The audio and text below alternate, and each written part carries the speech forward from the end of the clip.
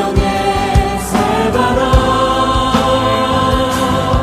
이 땅에 불어오소서. 반갑습니다. 산골의 아침입니다. 오늘 말씀은 요한계시록 17장 15절부터 18절 말씀입니다. 또 천사가 내게 말하되 내가 본 바 음녀가 앉아있는 물은 백성과 무리와 열국과 방언들이니라. 내가 본 바 이 열불과 짐승은 음녀를 미워하여 망하게 하고 벌거벗게 하고 그의 살을 먹고 불로 아주 사르리라. 이는 하나님이 자기 뜻대로 할 마음을 그들에게 주사 한 뜻을 이루게 하시고 그들의 나라를 그 짐승에게 주게 하시되 하나님의 말씀이 응하기까지 하심이라. 또 내가 본 그 여자는 땅의 왕들을 다스리는 큰 성이라 하더라. 아멘. 자, 음녀가 앉아있는 물에 대해서 천사가 설명을 해줬습니다. 이 물은 백성과 무리와 열국과 방언들이다 했습니다. 이 음녀를 타락한 이스라엘, 타락한 하나님의 백성들이라고 그렇게 말씀을 드렸는데, 그렇다면 이 예루살렘 성이 그만큼의 엄청난 영향력을 가지고 있었는가 하는 것을 따져보면 이 사도 요한 이 당시에 예루살렘이 이 정도였는가? 그 정도는 아니라고 생각합니다.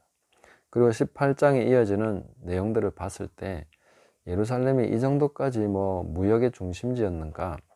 이렇게 볼 수는 없는 것이죠. 그래서 이것은 어떻게 우리가 이해해야 될 것인가?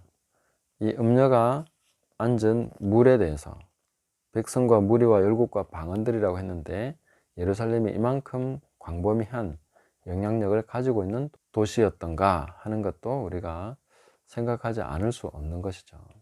이런 말씀을 이해할 때 우리는 항상 그 영적인 것과 실제적인 것을 병행해서 같이 봐야 됩니다. 특히나 요한계시록은 그것을 보여주고 있고 우리가 평소에 삶을 대하는 방식도 실제로 영적인 것과 물리적인 세계의 것을 같이 볼 수 있어야 되겠습니다. 이 예루살렘이 물질적으로 이 무역의 중심지는 아니었다 할지라도 영적으로는 사탄이 모든 진을 형성하고 메시아가 오실 때를 대비해서 엄청난 그 작전을 펼치던 그런 곳이었다는 것을 우리가 알 수 있습니다. 그래서 예수님이 사역했던 그 당시에 보면 왜 그렇게 귀신 들린 사람들이 많습니까? 그리고 사탄이 항상 제자들 주변과 바리새인들과 율법사들과 서기관들, 유대인들을 충동시키고 이런 것이 사탄이 직접적으로 역사했던 것을 볼 수 있습니다. 예수님이 광야로 나가서 금식하시니까 사탄이 또 찾아와서 예수님을 시험합니다. 사탄의 주 활동 무대가 예루살렘 이 근방이었다는 것을 알 수가 있는 것이죠. 그랬기 때문에 영적인 세계에서 가장 이런 중심에 자리 잡고 있었던 지역이 바로 이 예루살렘 유대 지역이었다 이렇게 볼 수가 있습니다. 그런데 이것을 왜 바벨론이라고 했는가? 저는 솔로몬 때로 거슬러 올라가서 그 근원을 살펴야 된다고 봅니다. 솔로몬 때에 가장 극에 달하는 영광을 구가했습니다. 그럴 때에 수많은 사람들이 조공을 바치고 그 주변 나라에 태평성대가 왔는데 점점 갈수록 솔로몬이 이방의 공주들 계속 데려와서 거기에 엄청난 신당들을 지었습니다. 그들을 위해서 신당을 지어준 거죠. 그러다가 마침내 마지막에 가서 솔로몬의 마음이 돌이켜지는 그런 일이 있었는데, 물론 성전도 완공했지만 그러나 많은 이방 신전들을 지어줬습니다. 그래서 바벨론에 있던 온갖 귀신들, 18장으로 넘어가서 보면 그런 내용들이 있지 않습니까? 마귀들과 귀신들, 각종 더러운 새들이 모이는 곳이 되었다.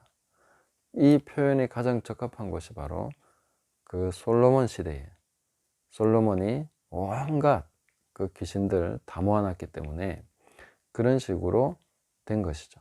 그리고 그 이후로 그들이 어디 간 게 아니고 계속 돌아다니고 거기서 활동하고 있었던 것이죠. 그 귀신들이요. 그러니까 군대 귀신, 정도까지 있지 않습니다. 군대가 예루살렘 그 거라사 주변에 주둔하고 있는 거죠. 마귀의 군대, 귀신들이. 그만큼 많은 귀신들이 집합 장소가 됐고 예수님이 오셔서 하신 것이 귀신을 쫓아내는 그런 일들을 하신 것입니다. 자, 이런 배경들을 우리가 살펴봤을 때 여자가 앉은 무리, 백성과 무리와 열국과 방언들이다, 이렇게 말씀하신 것이 결코 그냥 상징으로만 하신 얘기가 아니다. 그 온갖 바벨론의 귀신들까지도 다 모아놓은 것이 예루살렘이었다 하는 것을 우리가 알 수가 있다 하는 것입니다. 이 본문은 또 7장 9절에 보시면 그 흰옷 입은 무리들이 각 나라와 족속과 백성과 방언에서 다 그 나와서 그 흰옷을 입고 하나님을 찬양하는 구원받은 백성들의 모습을 보여주고 있는데, 하나님의 백성들은 여기서부터 나와야 된다라고 말씀하고 있죠. 그래서 이 똑같이 언급이 되는 그런 내용들인데, 이 음녀가 깔고 앉아 있는 이 물, 그 안에서 우리가 있으면 안 되고 이제 나오는 것이죠. 그래서 에크, 헬라어로 에크인데 나오는 것이죠. 그래서 에클레시아, 그게 바로 교회입니다. 거기로부터 불러낸 그 사람들이 바로 에클레시아, 교회인 것입니다. 우리가 이런 것을 생각하고 어디로부터 우리가 구원받았는가, 어디로부터 구별되어야 되는가 하는 것을 생각을 해야 되겠습니다. 자, 그리고 음녀는 물 위에 앉아 있었지만 음녀의 결국 마지막은 어떻게 되었습니까? 망하고 벌거벗기고 살이 먹히고 불로 태워졌다, 이렇게 말씀해 주고 있습니다. 이것을 행한 열불과 짐승은 음녀를 미워했다 했는데 원래 미워합니다. 그래서 하나님을 떠난 백성들, 하나님을 떠난 인생의 종말이라는 것이 다 음녀와 똑같이 됩니다. 전부 다 끝끝내는 불로 태워지는, 완전 제로 변하는 이런 지경까지 끌려가고 또 마지막에는 지옥으로 떨어지는 것이죠. 마귀의 증오는 끝이 없습니다. 마귀야, 왜 나를 미워하니? 언제쯤 나를 안 미워하겠니? 아무리 그렇게 해봐도 마귀는 그 증오가 끝이 없다는 것을 우리가 알아야 됩니다. 지옥에 가서도 계속 증오합니다. 왜 그럴까요? 저도 이유를 모르겠습니다. 그러나 마귀는 모든 인간을 증오합니다. 하나님의 형상 자체를 미워합니다. 그래서 원래 미워하는데 어쨌든 사람들은 속아서 그쪽으로 끌려갑니다. 하나님을 떠난 백성들의, 하나님을 떠난 인생들의 모습을 음녀가 보여준다 하는 것을 우리는 기억해야 되겠습니다. 요한복음 10장 10절에 예수님께서 도둑이 오는 것은 도둑질하고 죽이고 멸망시키려는 것 뿐이다 라고 말씀하셨습니다. 그 목적밖에 없다는 것입니다. 그냥 도둑질 하는 것에서 만족하지 않습니다. 죽입니다. 죽이는 것에서 만족하지 않습니다. 멸망시킵니다. 이게 바로 마귀적인 특징입니다.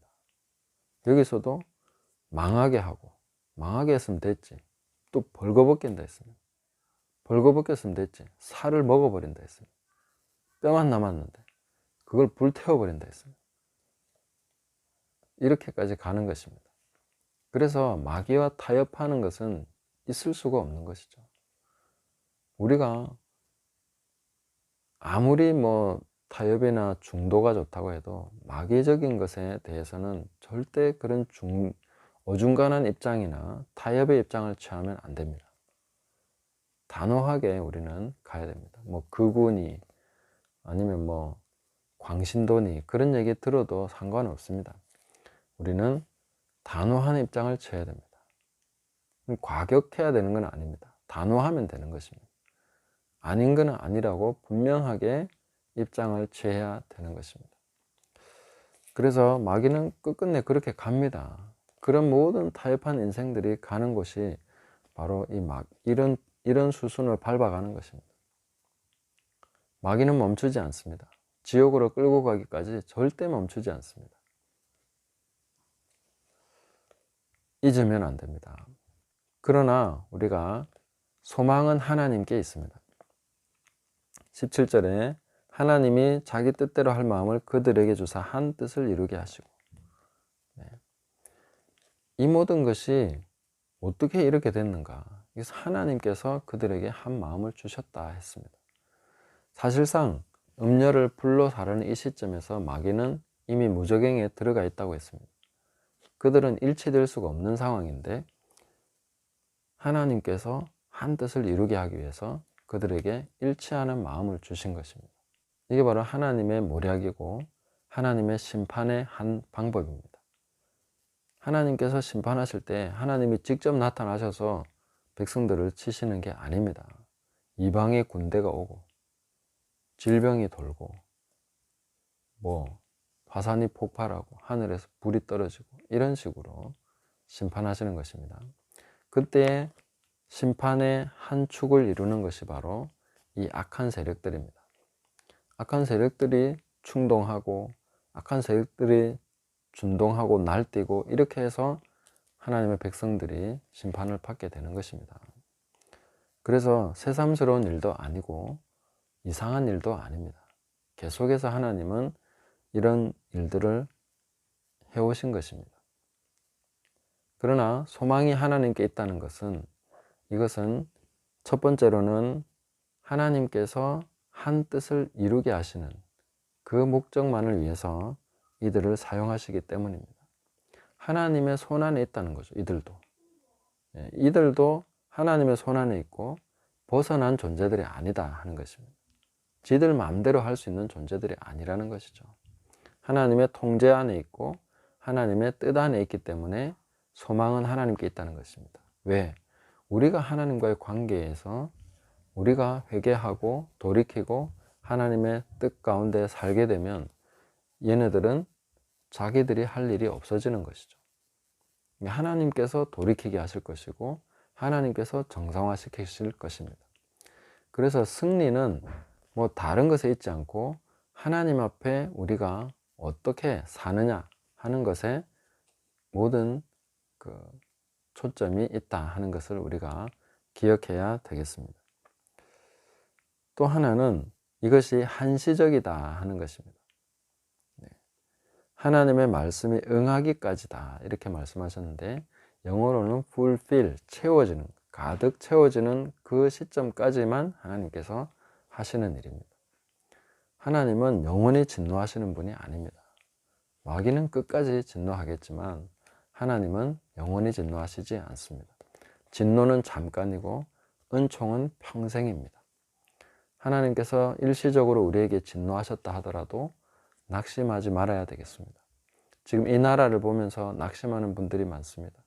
그러나 하나님의 진노는 잠깐입니다. 진노는 잠깐이고 은총은 평생 계속됩니다. 하나님께서 이 나라를 세우신 것은 이렇게 망하게 하시려고, 이렇게 끝나게 하시려고 세우신 것은 아닙니다. 그래서 우리는 지금 소망을 가지고 하나님 앞에 부르짖고 기도하고 우리의 삶을 하나님 앞에 돌이켜야 되겠습니다. 하나님께서 이 나라를 세우실 때에 이승만 박사님을 통해서 기독교 입국론, 이 나라를 통해서 아시아 전체를 복음화하는, 하나님 나라의 복음을 전파하게 하는 그런 나라로서, 또 세계를 축복하는 그런 나라로서 대한민국을 세우고자 하셨다 하는 것을 알게 됐습니다. 그래서 그 명예가 회복되는 것은 어떤 것을 통해서겠습니까? 지금 이런 수많은 우여곡절을 겪어가고 있는데 이런 것을 통해서도 하나님께서 명예를 회복하게 하실 것이다. 그래서 저는 이번 총선과 그 다음에 대선과 이런 것을 통해서 또 모든 과정들을 통해서 하나님께서 이 나라를 회복시키실 것이다. 그게 어떤 방식으로 될지 사실은 잘 모릅니다. 그렇지만 하나님 앞에 소망을 가지고 우리는 기도할 수 있겠다, 그런 생각을 하게 됩니다. 그래서 믿음으로 받으시고 함께 기도해 주시면 감사하겠습니다. 말씀이 이루어지면 이 모든 것은 마무리됩니다. 끝나는 것입니다. 그래서 우리가 소망을 가지고 하나님 앞에 기도할 수 있다 하는 것입니다. 하나님께서 다 진행하고 계신 것이니까요. 하나님의 통제를 벗어난 것은 없으니까요. 하나님의 그 뜻이 이루어지면, 말씀이 이루어지면 이 모든 것이 완료가 되고 마무리가 될 것입니다. 이런 것을 기억하시면서 오늘도 소망의 하나님께 기도하시면서 나아가시면 좋겠습니다. 우리는 하나님밖에 없습니다. 음녀가 하나님을 떠나서 세상과 짝하면 뭔가 될 걸로 생각했겠지만 잠시간의 사치와 부귀영화를 누리고 되는 것처럼 보였지만 결국은 망하고 불로 태워지지 않습니까? 이것은 정해진 수순과도 같습니다. 그러니까 우리는 하나님밖에 없습니다. 우리만이 아니라 세상도 하나님밖에 없습니다. 그들이 몰라서 그렇죠. 그래서 우리가 하나님을 굳게 붙들고 하나님께 순종하고 그 말씀대로 살아가면 그 말씀이 축복의 말씀으로 우리에게 이루어질 것입니다. 심판의 말씀으로 이루어지지 않고 축복된 말씀대로 이루어지기를 바란다면 우리 모두가 함께 진정으로 회개하며 하나님 앞에 돌이키며 계속해서 순종의 길을 걸어가고 회개에 합당한 열매를 사모하면서 그렇게 나가야 되겠습니다. 오늘도 주와 함께 동행하는 복된 날 되시기를 예수님의 이름으로 축복합니다. 감사합니다.